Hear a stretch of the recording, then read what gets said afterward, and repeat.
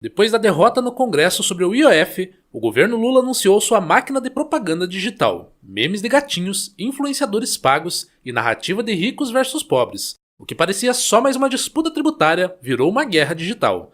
Este é o Visão Libertária, sua fonte de informações descentralizadas e distribuídas. Ajude a propagar as ideias de liberdade, deixe o seu like e compartilhe com seus amigos. Um artigo seu pode virar vídeo aqui também, sabia? Este artigo foi sugerido por pai socioafetivo de bebê reborn, escrito por Sopa de Letrinhas, revisado e narrado por Gordinho Caipira.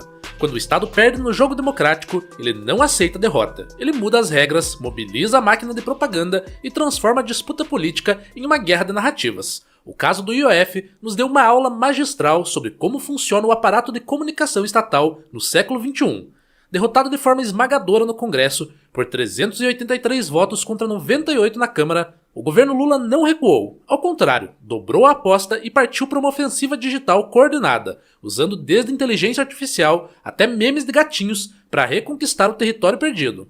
O que presenciamos foi algo inédito na política brasileira, um governo utilizando tecnologia de ponta para fabricar consentimento artificial, mobilizando influenciadores como soldados digitais e transformando a derrota institucional em combustível para uma campanha de manipulação em massa. Se você ainda acreditava que vivemos em uma sociedade onde o povo decide por meio de seus representantes, prepare-se para uma realidade mais sombria. A guerra começou no dia seguinte à articulação do Congresso para derrubar o decreto. Em 17 de junho, como revelou o levantamento da consultoria Bytes, uma operação coordenada nas redes sociais entrou em ação. Não foi espontânea, não foi orgânica, foi uma campanha militar aplicada ao campo digital, com comandantes, soldados e alvos bem definidos. O arsenal era diversificado, vídeos produzidos por inteligência artificial retratando Hugo Motta como herói da elite, memes com gatinhos explicando tributação e uma retórica maniqueísta que dividia o mundo entre ricos e pobres. A conta do TikTok Brasil Sátira do Poder liderava a produção de sátiras políticas por IA, enquanto o perfil oficial do PT divulgava imagens de trabalhadores carregando sacos de impostos nas costas. Mas o que veio depois foi ainda mais impressionante. O PT convocou uma reunião com mais de 700 influenciadores. Não os 300 inicialmente reportados, mas 700, segundo o próprio partido. Estavam presentes Humberto Costa, presidente do PT em exercício, Gilmar Tato, secretário de comunicação, o publicitário Otávio Antunes, o advogado Marco Aurélio de Carvalho, do grupo Prerrogativas e representantes da Fundação Perseu Abramo. A fundação lançou no mesmo dia o projeto Pode Espalhar, cujo objetivo é disseminar conteúdos pró-governo em grupos do WhatsApp e redes sociais. O plano é manter a militância em constante estado de mobilização digital, uma campanha eleitoral permanente. A agremiação de influenciadores ganhou até nome, Clube de Influência Eu Tô com Lula. A Frente Povo Sem Medo entrou no coro com conteúdo ainda mais agressivo, usando imagens do Congresso em chamas. O slogan Congresso Inimigo do Povo virou tendência, empregado tanto pela FPSM quanto por parlamentares como Sâmia Bonfim do PSOL. Uma coordenação artificial para impulsionar a hashtag, exatamente o tipo de operação que o STF costuma chamar de milícia digital quando vem da direita. Os números impressionam pela escala industrial. Entre 25 de junho e 2 de julho, mais de 1 milhão de publicações favoráveis ao governo circularam nas redes, gerando mais de 6 milhões de interações. O pico foi na quarta-feira, dia 2 de julho, 280 mil menções e 1,7 milhão de engajamentos. Para colocar isso em perspectiva, muitas campanhas eleitorais presidenciais não conseguem esses números. Mas o mais revelador não eram os números, era a coordenação. Lula, o coletivo Mídia Ninja, Guilherme Boulos, influenciadores como Pedro Ronche, Joana Maranhão e Thiago dos Reis, todos marchando no mesmo ritmo, repetindo as mesmas palavras-chave, atacando os mesmos alvos, uma sinfonia de vozes aparentemente independentes, mas todas tocando a mesma partitura. O PT foi além, articulou a produção de conteúdo, entre aspas, autônomo em uma reunião com influenciadores. A ironia deliciosa, uma reunião coordenada para produzir conteúdo autônomo, como se a espontaneidade pudesse ser planejada em assembleia. As palavras do próprio Tato são esclarecedoras. Abre aspas, eles querem guerra? Vai ter guerra. Fecha aspas. E ainda, o partido encontrou após 2 anos e meio a embocadura certa para mobilizar sua base digital. Traduzindo, descobriram como transformar militantes em peças de uma engrenagem de propaganda.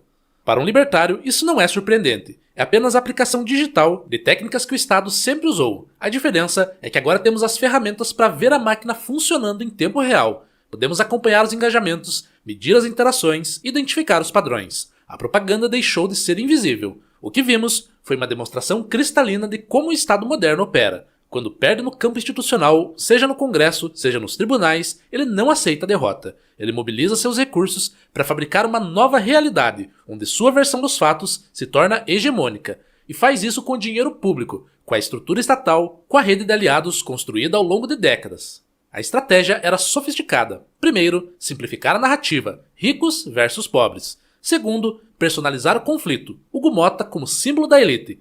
Terceiro, emocionalizar o debate, gatinhos explicando tributação. Quarto, massificar a mensagem, milhões de publicações coordenadas. Quinto, legitimar a operação, influenciadores, entre aspas, autônomos, repetindo o mesmo discurso. O resultado foi a criação de uma realidade paralela, onde o governo não havia perdido, mas sim exposto à verdadeira face do Congresso, onde a derrubada do decreto não era uma vitória democrática, mas um golpe da elite, onde o aumento de impostos não era espoliação, mas justiça social, uma inversão completa da realidade, fabricada artificialmente e distribuída em massa.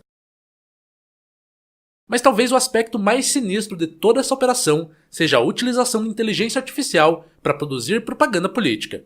Estamos diante de uma nova era, onde o Estado pode fabricar não apenas narrativas, mas rostos, vozes, situações inteiras. Os vídeos mostravam empresários fictícios exaltando Hugo Motta, pessoas que não existem, dizendo coisas que não disseram, em situações que não aconteceram. Isso representa um salto qualitativo na capacidade de manipulação estatal. Não estamos mais falando de spin ou enquadramento de notícias. Estamos falando da fabricação pura e simples de uma realidade alternativa, onde até mesmo os protagonistas são artificiais. É a distopia orwelliana materializada em pixels e algoritmos. E o mais preocupante, funcionou. A estratégia gerou engajamento, pressionou parlamentares, pautou o debate público. Deputados estaduais e vereadores começaram a replicar os memes de gatinhos. A embocadura certa de Tato se espalhou como vírus digital, infectando perfis por todo o país. O governo não apenas descobriu como usar as redes sociais para pressionar o Congresso, ele descobriu como transformar a derrota política em vitória comunicacional. Como fazer com que a opinião pública questione uma decisão tomada por 383 deputados eleitos democraticamente. Como fabricar um consenso artificial em torno de uma medida rejeitada de forma esmagadora pelos representantes do povo. A ironia final é que tudo isso aconteceu em nome da democracia e da justiça social. O mesmo governo que mobilizou uma máquina de propaganda digna de regimes totalitários se apresentava como defensor dos pobres contra a elite. O mesmo aparato que usou o IA para fabricar realidades alternativas se pintava como combatente da desinformação. E o pior, não há nada de ilegal nisso. O governo tem todo o direito de fazer campanha digital, de mobilizar influenciadores, de usar IA para produzir conteúdo. O que não tem é honestidade intelectual para admitir que está fazendo isso. Prefere se esconder atrás de uma retórica de autonomia e espontaneidade, como se milhões de publicações coordenadas fossem fruto da geração espontânea digital. Para nós libertários, este episódio é uma lição sobre a natureza do poder estatal no século XXI. O Estado não é apenas um aparato de coerção física, é também uma máquina de fabricação de consenso. Ele não apenas cobra impostos à força, ele também convence as pessoas de que é justo pagá-los. E quando perde essa batalha pela legitimidade, ele não recua, ele intensifica a campanha. A guerra digital do IOF nos mostrou que vivemos em uma era onde a fronteira entre público e privado, entre governo e sociedade civil, entre informação e propaganda, está completamente borrada. Onde influenciadores, entre aspas, autônomos, são soldados digitais, onde memes de gatinhos são armas de guerra informacional, onde inteligência artificial é ferramenta de manipulação política. O governo pode até conseguir reverter sua derrota no STF. Afinal, a Suprema Corte já demonstrou várias vezes sua disposição para atender aos interesses do Executivo. Mas ele já perdeu algo mais importante: a ilusão de que respeita as instituições democráticas. A máscara caiu, a guerra foi declarada, e agora sabemos contra o que estamos lutando. Não é apenas contra o IOF, é contra uma concepção de poder que vê a democracia como obstáculo a ser contornado, que entende a tecnologia como ferramenta de controle, que trata os cidadãos como alvos de uma campanha de manipulação. É contra um Estado que, quando perde no jogo democrático, simplesmente muda as regras. Mas talvez o mais revelador de toda essa operação seja a completa ausência de reação do Supremo Tribunal Federal. Aqui temos uma lição cristalina sobre como funciona a justiça brasileira. 2 pesos, 2 medidas, sem qualquer pudor ou disfarce. Quando alguns assessores do governo Bolsonaro supostamente se reuniram para coordenar estratégias de comunicação, isso virou o famoso Gabinete do Ódio, um nome criado pela imprensa, nunca comprovado formalmente, mas que serviu de base para inquéritos, prisões e censura. O STF transformou reuniões informais em organização criminosa, críticas ao governo em ataques à democracia, memes em milícia digital. Agora, quando o PT organiza oficialmente centenas de influenciadores, cria o projeto Pode Espalhar para disseminar propaganda, usa o slogan Congresso Inimigo do Povo, mobiliza a Frente Povo Sem Medo com conteúdo agressivo, tudo isso é apenas rotina de uma secretaria institucional, nas palavras do Procurador-Geral Paulo Gonet. É o uso mais puro da novilíngua. O governo do amor criou um gabinete do amor para combater o ódio. Não é uma fofura? A hipocrisia é tão descarada que chega a ser cômica. O mesmo STF que vê milícia digital em qualquer crítica vinda da direita simplesmente ignora uma operação de propaganda 100 vezes maior e mais coordenada vinda da esquerda. Como bem observou o jurista Alessandro Chiarotino, abre aspas, certamente a ação do PT se enquadra no que se chamou de milícias digitais. Agora, milícia digital não é um crime tipificado pela legislação. O problema são os dois pesos, duas medidas do STF, que certamente não verá nenhum problema nessa conduta, uma vez que praticada pelo PT e aliados. Fecha aspas. É o que podemos chamar de regime PT-STF, uma fusão de dois poderes que eliminou qualquer independência entre eles. O que há ali não é uma corte, mas um partido em forma de corte. O que temos ali não são ministros, mas quadros políticos partidários em situação de ministros ou magistrados. A verdadeira batalha não é entre ricos e pobres, é entre quem quer ser livre e quem quer ser controlado, entre quem acredita na liberdade e quem acredita na propaganda, entre quem respeita a vontade dos representantes eleitos e quem prefere a versão fabricada por algoritmos e chancelada por uma pseudo-justiça partidária. E nessa guerra, meu amigo, gatinhos e memes não vão nos salvar, só a consciência de que estamos sendo manipulados por um regime que se disfarça de democracia e a coragem de chamar as coisas pelo nome que elas realmente têm. Obrigado pela audiência. Este é um canal colaborativo. Participe você também. Cadastre-se agora mesmo no nosso site visãolibertaria.com e envie os seus artigos por lá. Os colaboradores recebem recompensas em Bitcoin.